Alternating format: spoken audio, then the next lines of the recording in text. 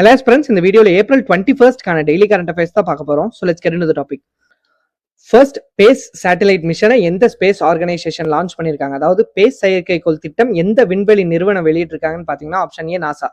இதுல PACE உடைய abbreviation என்னன்னு பாத்தீங்கன்னா plankton aerosol cloud and ocean ecosystem. Consistent global அப்சர்வேஷனுக்காக 2024ல லான்ச் பண்ணப்பட்ட சன் சின்க்ரனைஸ் ஆர்பிட் தான் இந்த PACE satellite mission. Sun synchronise orbit அப்படின்னா என்னன்னு பாத்தீங்கன்னா ஆப்வியஸ்லி பேர்லயே இருக்கு, சன் கூட சின்க்ரனைஸ் ஆகக்கூடிய, அதாவது சூரியனை ஒத்தி டிராவல் பண்ணக்கூடிய ஆர்பிட் தான் இந்த சன் சின்க்ரனைஸ் ஆர்பிட்.